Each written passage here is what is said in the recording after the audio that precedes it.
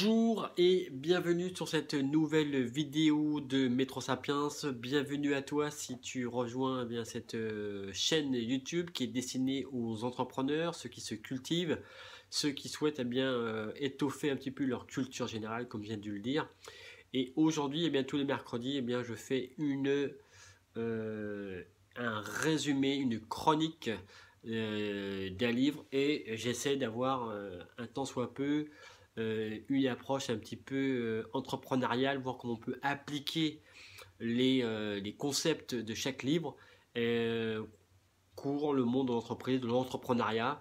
Si toi-même tu es chef d'entreprise, si tu es porteur de projet ou tout simplement étudiant et que tu t'intéresses à l'écosystème de l'entrepreneuriat, bienvenue sur cette chaîne. Et aujourd'hui, j'ai choisi de chroniquer, de te présenter le résumé de Sun Tzu, l'art de la guerre.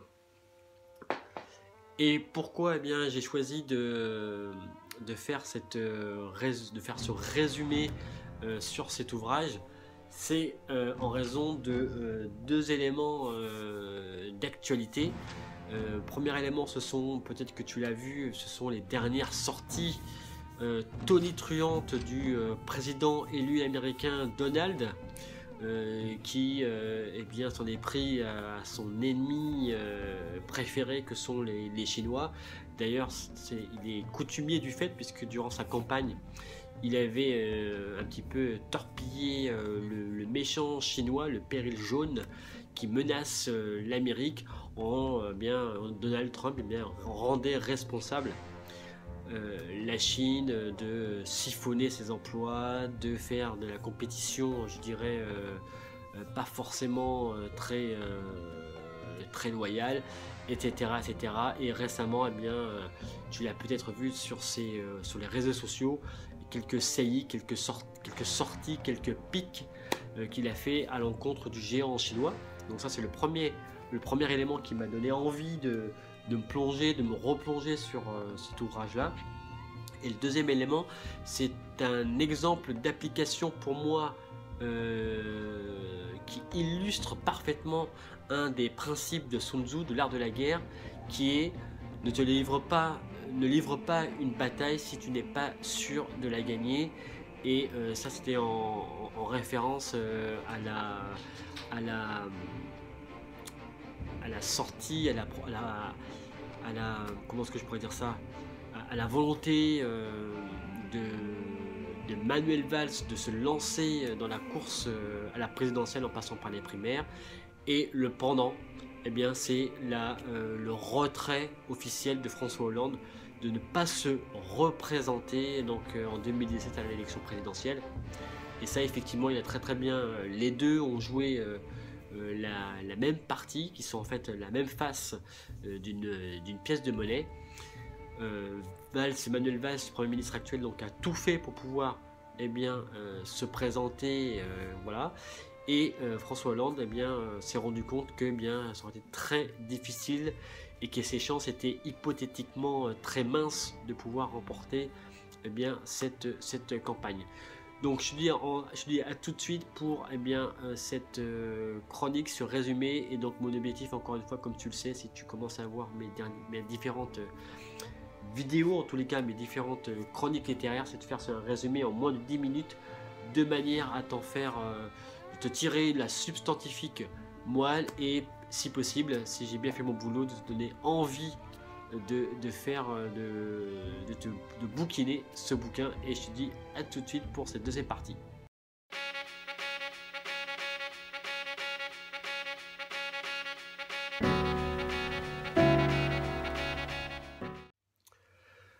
Donc tu t'en es rendu compte, la Chine fascine, elle fascine de par sa culture millénaire, son histoire, sa langue, les arts martiaux, etc.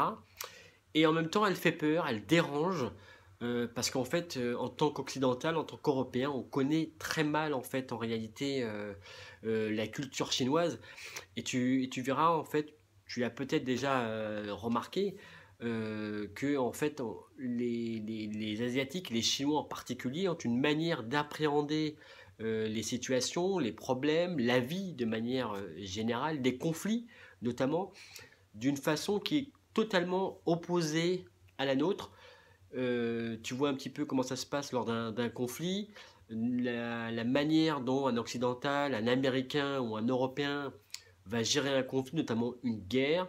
Eh bien, on va plutôt, nous, occidentaux, privilégier l'attaque frontale. On y va, un petit peu comme un buffle, et on s'impose. Tu n'as qu'à voir ce qui se passe actuellement sur les différents théâtres d'opération, notamment lorsque les Américains sont à la tête de coalitions. Eh bien, ils arrivent, ils bombardent, ils ravagent tout ce qu'il y a sur place, et ensuite, à partir de là, ils s'installent et ils vont pouvoir bien mettre en place leur politique en plaçant tel ou tel responsable politique à la tête du pays. Tandis qu'en Asie, et notamment en Chine, c'est totalement, eh bien, on ne compte plus les différentes références, les citations tirées de l'art de la guerre, pourtant écrites il y a plus de 4 siècles par Sun Tzu. Alors pourtant, entre la fascination intellectuelle que tu peux avoir en lisant cet ouvrage, alors une fascination intellectuelle, voire même poétique et littéraire que tu peux avoir donc en parcourant ce livre, et entre la compréhension des principes et des recommandations et l'application de ces différents conseils, il y a un monde. Et c'est vrai que c'est parfois un petit peu ardu de rentrer dans le bouquin et de comprendre un petit peu ce qu'il en ressort, surtout qu'il y a 13 chapitres et que entre ces 13 chapitres, ça peut paraître quelque peu décousu, on a du mal à lier en fait les différents points, mais il y a bien une ligne, une trame qui se dégage de cet ouvrage. Mais de là à l'interpréter comme une façon d'éviter les résistances, se conformer au contour d'une situation pour pouvoir progresser d'une manière inexorable et insensible. Donc l'art de la guerre a été écrit à l'époque des royaumes combattants, une époque où eh bien, les rois, les chefs de clan se querellaient pour une partie du territoire, donc une période très très confuse. Et en fait, l'art de la guerre est le plus ancien traité de stratégie qui a été publié dans l'humanité, puisqu'il a été écrit entre le 4e et le 5e siècle avant Jésus-Christ. Mais il est également beaucoup plus qu'un simple traité de stratégie, il est vraiment une leçon de sagesse, de philosophie et de taoïsme, qui est l'un des 3 courants de pensée de la Chine, avec le confucianisme et le bouddhisme. Donc l'ouvrage, ce qu'il faut que tu retiennes, il est basé sur un principe, c'est que gagner ou perdre une bataille n'est jamais dû au hasard. Sun Tzu ne croit pas du tout au hasard. Pour lui, gagner une bataille, livrer une guerre et la remporter, c'est le fruit d'une méthodologie, d'une stratégie. Hein, c'est le thème central du livre. Et donc, il est intéressant, il est impératif même de pouvoir bien étudier les différentes stratégies, les différentes tactiques pour pouvoir remporter la bataille. Alors dans ce traité, il y a 2 concepts de base. Le premier concept de base qu'on retrouve dans le 3e chapitre, donc je t'en donne un court extrait. Donc Sun Tzu a dit: généralement dans la guerre, la meilleure politique, c'est de prendre l'État intact. Anéantir celui-ci n'est qu'un pis-aller. Ce qui veut dire par là, c'est que il faut se remettre dans le contexte de l'époque, puisque c'était une guerre entre Chinois, donc c'était une guerre civile. Il y avait 6 rois qui se disputaient donc la suprématie, et donc dans la mesure du possible, Sun Tzu, ce qu'il préconise, c'est d'éviter de anéantir l'ennemi, donc de le détruire complètement, mais plutôt de le soumettre, et si possible avant même de livrer bataille. Donc pour lui, un bon général, c'est celui qui remporte une bataille, mais sans se jeter, sans jeter ses forces et sans coup férir en réalité. Donc ça, c'est le premier principe qu'il faut comprendre. Donc une guerre, c'est une guerre civile, et que en réalité, l'ennemi d'aujourd'hui sera bien mon allié de demain, et en réalité plus que ça, même mon sujet de demain. Et donc si effectivement je pars dans l'optique de le détruire, de l'anéantir, de le de l'humilier, eh bien ça va se terminer par de la rancune. Ça, c'est entre les différentes factions, mais surtout, ça va se traduire par un anéantissement, un appauvrissement global du pays, parce que c'est un territoire dont je vais prendre possession. Et si effectivement j'ai pratiqué une politique de la terre brûlée et que j'ai complètement réduit à zéro et bien, toutes les chances de survie de ce territoire-là, eh bien quelque part c'est moi qui m'inflige une défaite. Donc ça c'est le premier concept. Donc après le premier concept de base qui était de préserver l'ennemi quelque part, le deuxième concept c'est le she en chinois qui en fait fait référence à l'engagement des forces nécessaires à la victoire. Donc ça passe par une bonne connaissance de l'ennemi, des forces en présence, du terrain, la topographie, et ça passe aussi par un travail de préparation minutieux, logistique. Ça passe aussi par la connaissance j'ai dit, donc des forces en présence, ça passe donc par la partie espionnage, mais également par une partie qui est duperie, qui est tromperie, et ce qui va permettre donc au stratège de mettre toutes ses chances de son côté pour pouvoir bien remporter la victoire. Et ça nécessite également une capacité d'adaptation aux circonstances. C'est le fameux Tao, c'est le fait de s'insérer dans le flux, dans le flot, et de pouvoir pour pouvoir bien s'adapter bien comme l'eau aux différentes aspérités du terrain. Donc après, le premier concept de base qui était de préserver l'ennemi quelque part, le deuxième concept c'est le she en chinois qui en fait fait référence à l'engagement des forces nécessaires à la victoire. Donc ça passe par une bonne connaissance de l'ennemi, des forces en présence, du terrain, la topographie, et ça passe aussi par un travail de préparation minutieux, logistique. Ça passe aussi par la connaissance j'ai dit, donc des forces en présence, ça passe donc par la partie espionnage, mais également par une partie qui est duperie, qui est tromperie, et ce qui va permettre donc au stratège de mettre toutes ses chances de son côté pour pouvoir bien remporter la victoire. Et ça nécessite également une capacité d'adaptation aux circonstances. C'est le fameux Tao, c'est le fait de s'insérer dans le flux, dans le flot, et de pouvoir pour pouvoir bien s'adapter bien comme l'eau aux différentes aspérités du terrain. Alors ce livre aussi bien, guide le lecteur dans l'élaboration d'une stratégie à travers cinq leviers qui vont vous permettre d'atteindre son objectif à coup sûr. Donc le premier des 5 éléments nécessaires à l'élaboration d'une stratégie, le premier c'est le Tao qui correspond donc à la morale, à la vertu morale à afficher, à appliquer lors d'une bataille. Le deuxième élément, c'est les conditions climatiques. Et ça c'est symbolisé par le yin et le yang, l'alternance du chaud, du froid, et qui est connu par tous par l'alternance des 4 saisons, printemps, été, automne, hiver. Et donc ça, c'est le deuxième concept.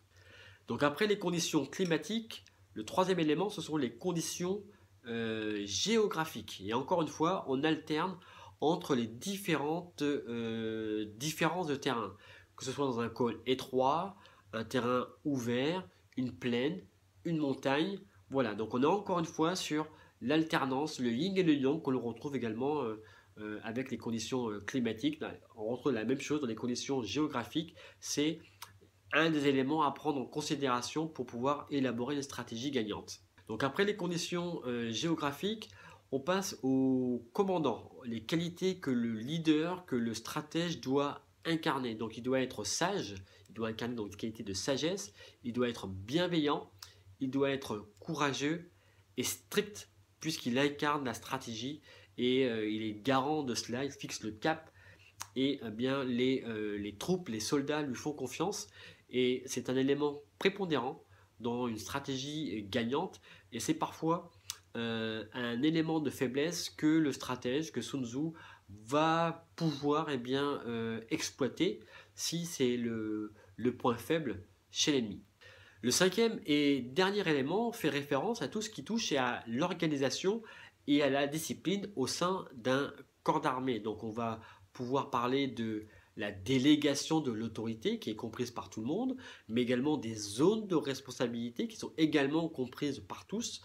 Et on va parler également, bien entendu, de tout ce qui est tout ce qui touche au châtiment et aux récompenses. Et on va être certain que tous ces points-là sont parfaitement enregistrées et comprises par l'ensemble des parties. Alors tu l'as bien compris, ces principes s'appliquent bien entendu, c'est l'objet donc de ce manuel, de ce traité au monde militaire, mais tu peux tout à fait bien en faire une application dans le monde politique, dans le monde des affaires, dans le monde du syndicalisme et même dans ta vie personnelle, dans le domaine du développement personnel, tu peux également faire des applications qui sont très intéressantes là-dessus et peut-être on pourra évoquer des applications sur ce dernier domaine. Donc le livre est divisé en 13 chapitres. D'ailleurs, on n'est pas très sûr s'il s'agit en fait de 13 livrets mis bout à bout ou il s'agit en fait d'un manuel qui a été rédigé d'un seul trait.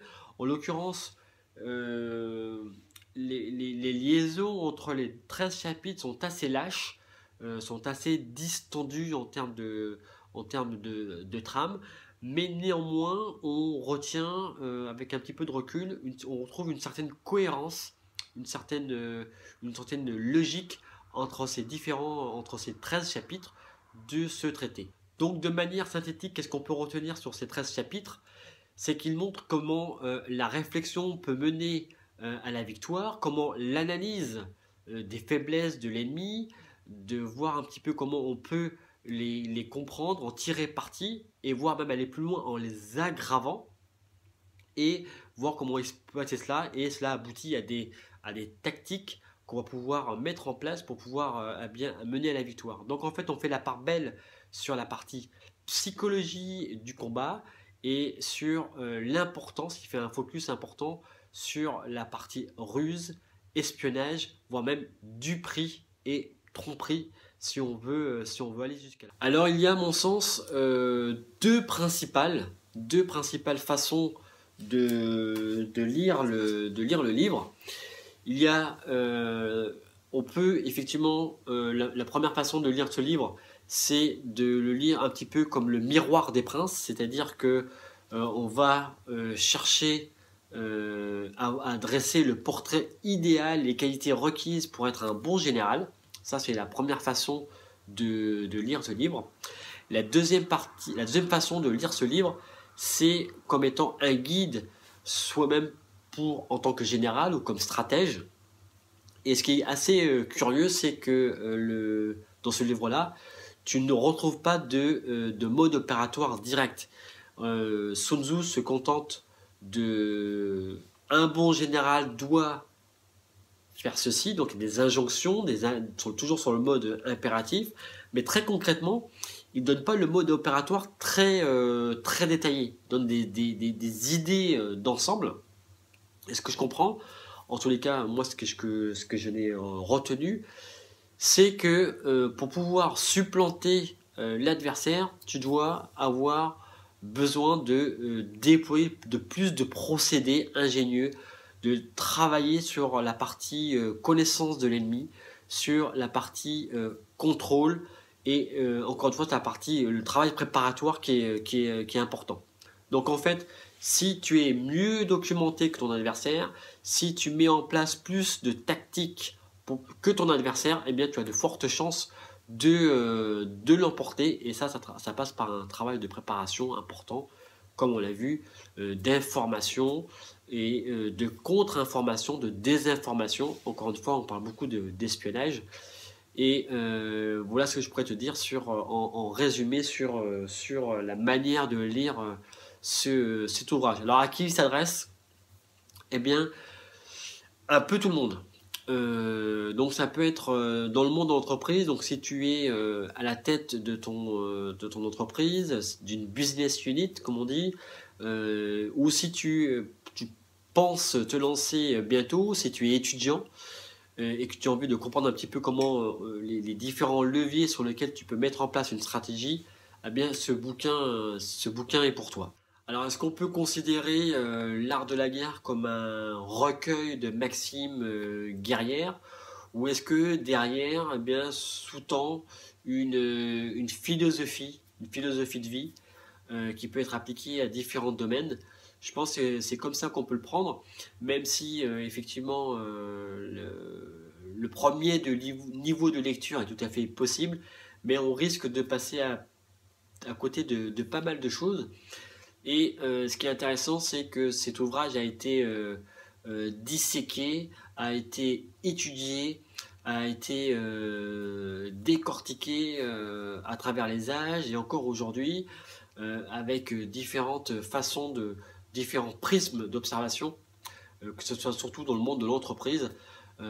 Parce qu'effectivement, on parle de Steve Jobs, on parle de François Mitterrand, voilà. Donc il y a différentes façons d'étudier cet ouvrage, et encore une fois, essaie de te plonger dans l'ouvrage, et essaie de retirer, de comprendre quel est le fil directeur qui, qui sous-tend eh bien, ces 13 chapitres.